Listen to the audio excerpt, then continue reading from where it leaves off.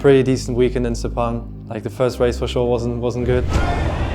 But the second we came back quite strong, made up to P2. We're still in the championship fight. I think we were in the top 5 still.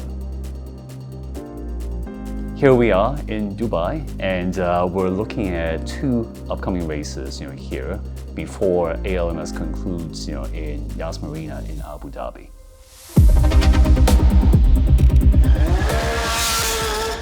For sure, the energy was high when we came to Dubai. We knew that we had a goal and we wanted to fulfill it.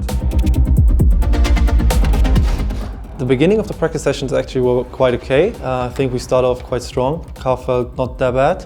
We had a lot of data from the past, so we had a pretty good idea of where we want the car to be and what we expect. But like towards the race, like the more sessions we had, the more we struggled, I think. You are not calm enough with the steering input. You are moving on the steering left, right, way too much.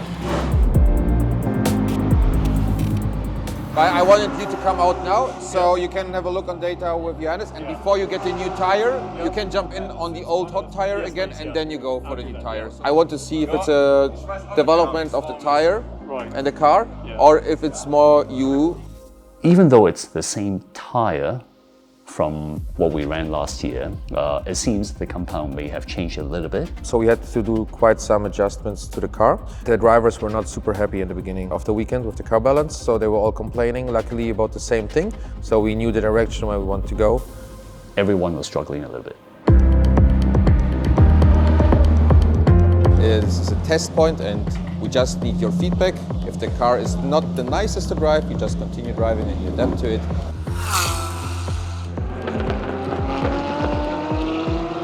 P6 overall, keep pushing, one more push. For the understeer, we do a small thing, we just lift the rear. The test sessions in FP are normally experimental, and the experimentalness goes up an order of magnitude with this team Manthey. We are going in one direction, the sister car is going in the other direction. Based on feedback, this direction seems to be better. If you run 2 cars, you can start basically on the same baseline and setup, and then develop one car to one direction and try the complete opposite with the other one. Clearly we'll have the result that one car will improve, one car will get worse. Going into one of these, FPs, you'll have the sister car doing this, will be doing the exact opposite, just for the sake of. But when the dust settles and the qualifying or the race starts, you actually realize all that learning translates into very tangible gains. For us, it's not important to make sure that we always get better, because we also learn from test points that show that this is a way that we don't want to go, for example. The sister car had the comments that they had a little bit more entry understeer, but mid-core and exit improved. Since they went the opposite direction, it kind of makes sense, it correlates.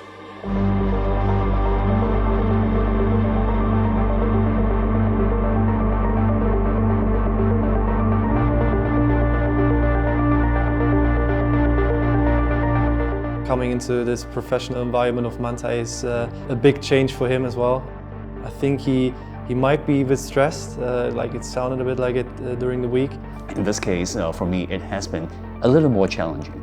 I guess it forces me to up the game. But I think he will learn and understand that what Manthey is capable of, and that in the end he can also just trust in them, that they will provide a car which will work, and that he can race properly. We are fastest Porsche in sector 1 and 3.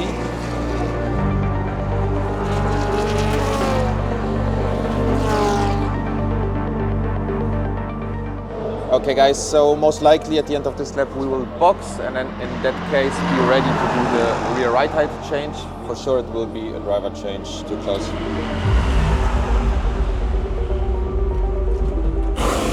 You overshot the braking. We couldn't fuel. This would have costed us half a minute at least in a pit stop now. They couldn't attach the fueling cap.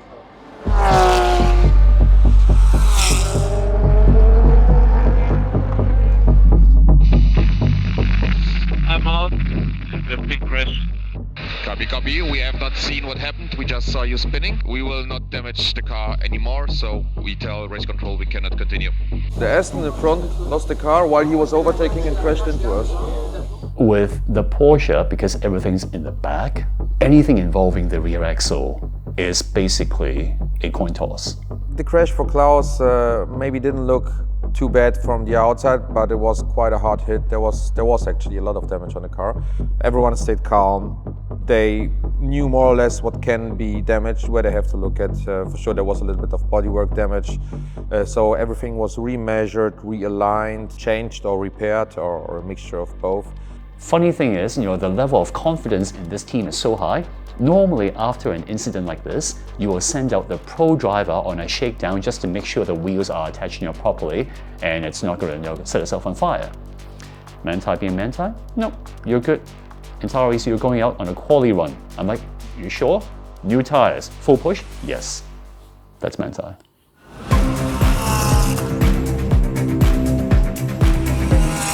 Remember to also take care of the front tires. Can I put again? Negative. This is your last flying lap, negative.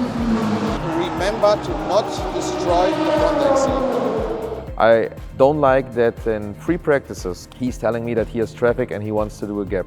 The practice sessions are perfect for him to actually see where can he position the car on track, what can he do to overtake a car. So he should use this more to work on traffic management, because this is one of the key points.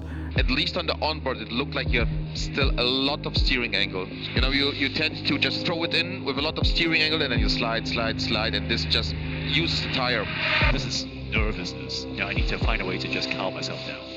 All three of us drivers were struggling with the car, not wanting to turn in the high-speed corners. Klaus is saying the more you drive, the more understeer you get, so the fronts are dying.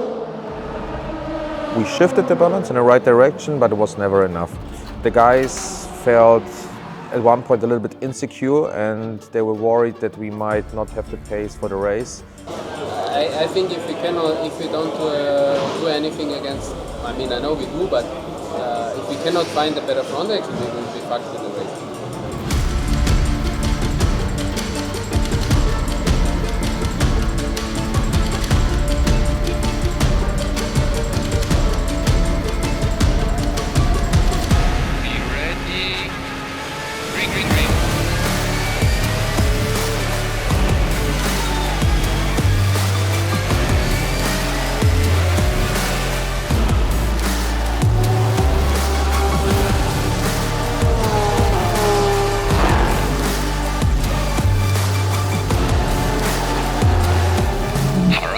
Now it's all about finding your rhythm.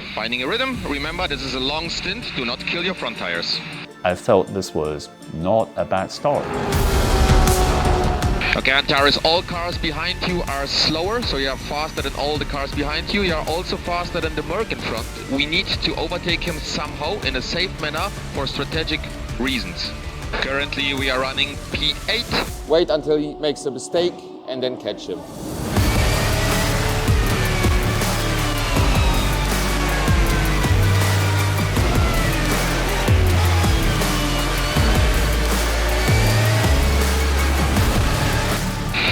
Excellent fighting, Antares. You're putting a lot of pressure on the car in front. Very nice fighting.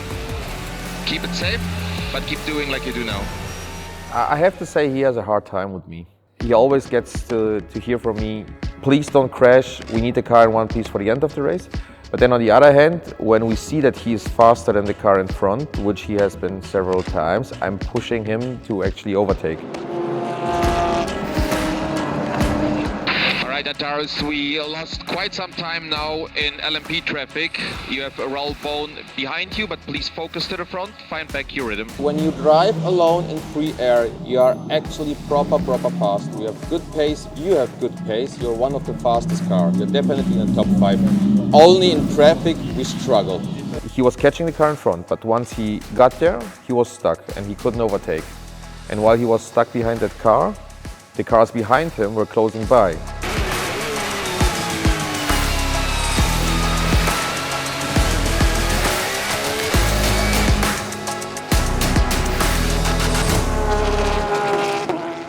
Safety car, a safety car. We have a car in T6, I think. There's a car in T6.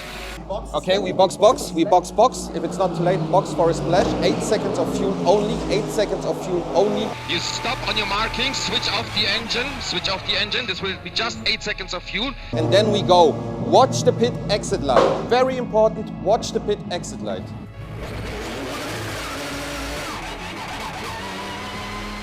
We are under red flag. So I don't think that we have lost anything.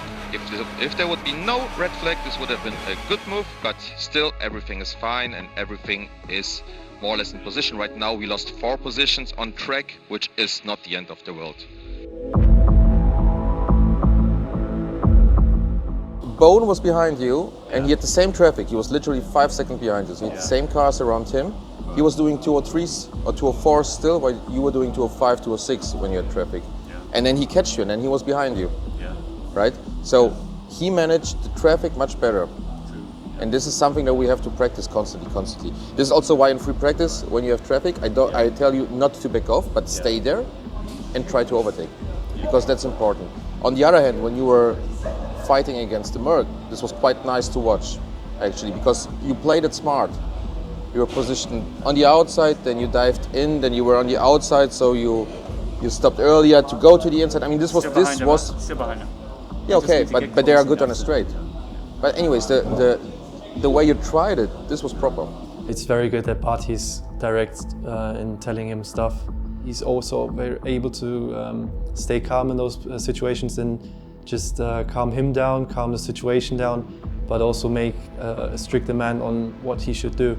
So I think he's a very good engineer. We gained quite some positions. Antares gained quite some positions in the beginning. He lost a couple then, and it took him maybe 1 or 2 laps to find the rhythm. But in total, overall, he found himself in a nice spot, so there was no issue on that. We're already in a somewhat decent position, and we got packed up, so we're actually in a good position to fight. The race has resumed behind the safety car. I have to say that this was a critical moment because all bronze drivers were done with their driving time. This will be very messy. Everyone is boxing. Hit your braking marks. We need a good stop.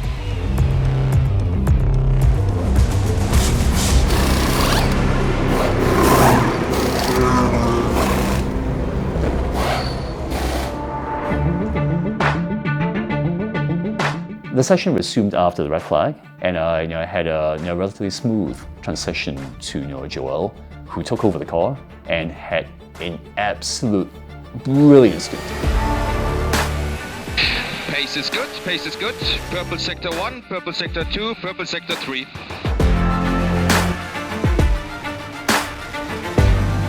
Good job. We saw there was light contact, but it doesn't look too bad. Good job, keep pushing.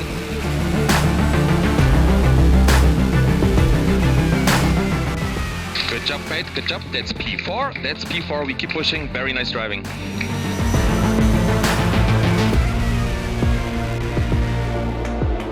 Okay, good job, Joel. Good job. P3. The next 2 cars in front are again for position.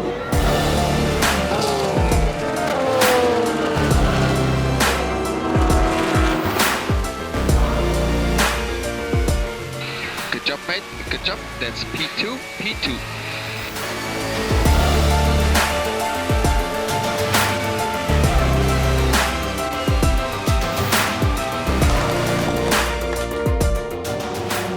All right, crew, so we will come in a couple of laps. Klaus had just to jump in and drive until the end of the race. We were pretty fine. We had a big gap to the rear, so there was nothing that could have gone wrong. Joel came in and parked the car a little bit longer than usual. That was the beginning of a whole series of problems.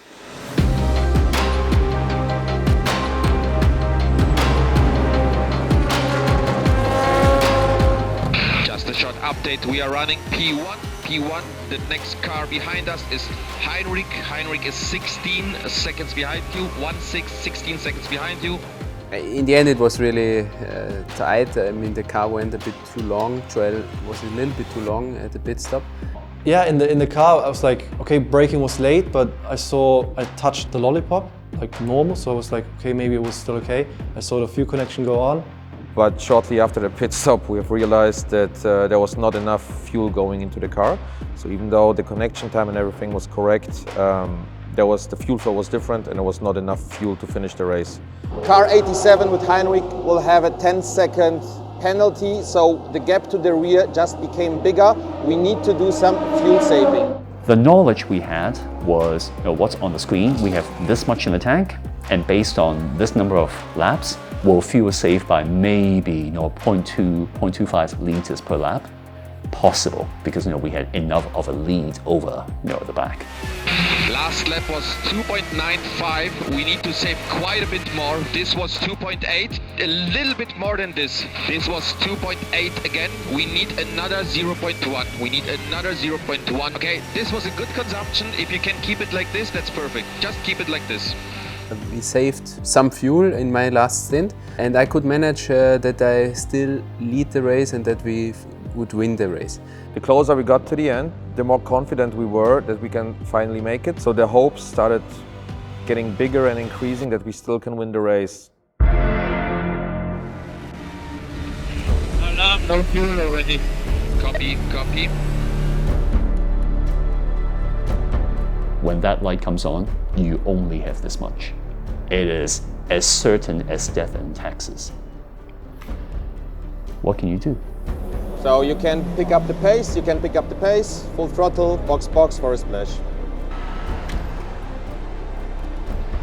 From the lead, where everyone was expecting us to cruise to victory, and we ended up in P nowhere. It's just very, very frustrating. I was really mad at that point. P6, the car in front is for P5. I mean, we had the win easily in the pocket, and finish the race like this was heartbreaking, definitely. We had a wrong calibration in the sensors that told us we had 5 liters more fuel than we actually had. What happened was a whole sequence of very small but grave mistakes that compounded. 25 points when our closest competitor had a DNF. That was a godsend, and we did not capture that. Anger, absolutely. But I think one has to be fair with where that anger is directed. I'd much rather channel that anger into energy so all of us together do better for the next race. Because everyone owns a bit of it.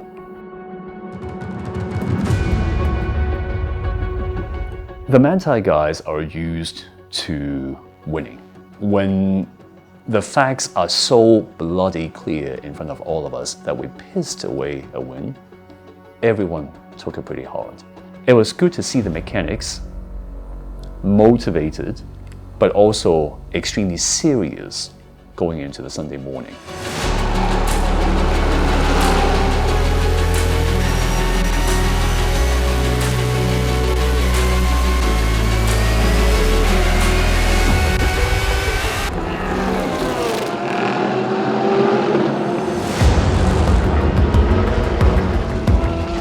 Antares, please find your focus, Do not drive offline, stay on the line, don't go in the dirt. Remember to not overlap brake and throttle, and take care of your front tires. I felt like he didn't really get into the rhythm. His pace was quite a lot off compared to the other bronzes. Definitely not the same Antares than we had on the Saturday race. Towards the end of the stint, he was like slowly getting into rhythm and driving good lap times. Okay, Antares, that's nice. You keep doing green sectors and green lap times. Perfect. Antares, for info, you are one of the fastest cars at the moment. You found back your pace. Really good. Overall, I think it was a very constructive stint, so I'm happy with that, and at least we can fight. Antares stays in the car, we go for fuel. Johannes will give you the updated numbers, and we go for tires also. Follow the lollipop and hit your braking marks. You will stay in the car. Skate. Parking too far to the right.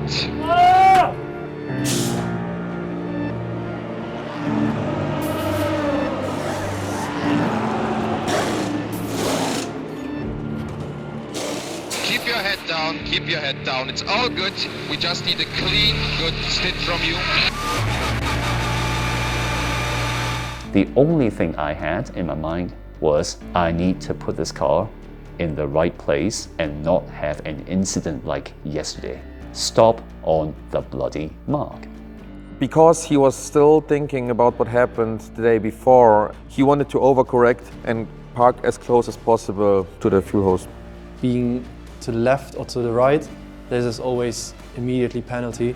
I think the team did the right decision to go for skates, even though it costs time, but it's better than, I don't know, having a drive-through penalty or something. This call to lift the car and put it on skates would turn out to be everything in the race. So once we go back to green conditions, we should aim for lap times around low 202s. We are currently running P14, but there are plenty of cars that did not pit under VSC, so we will have a benefit later in the race.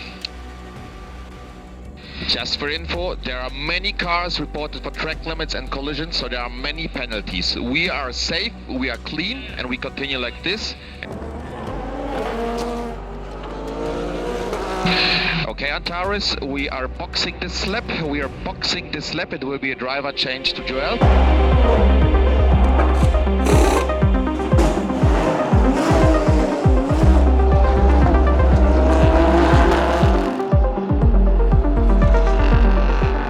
This can happen, right? Everyone can do mistakes, all good. It costed us some positions. We were running P5, P6. At the moment we are P10. We get there, all good. It was again the same picture as it was on Saturday. So especially Klaus and Joel, they outperformed the cars around. We knew that those cars who pitted for this first virtual safety car had an advantage on us, and they had quite a big gap and we could not reach them anyways. So the maximum possible position would have been P4. This is what we saw. So we were aiming to get there at least, which we did. If we did not get crashed out, if we did not throw away the victory, or we did not lift the car on skates, we would probably be leading the championship right now. Instead, we are P4 leaving Dubai, quite some ways behind the leader, which is 17 points ahead of us. I'm not one to deal with fantasies. When you're 17 points and a win is 25 points, you basically need some miracle to happen.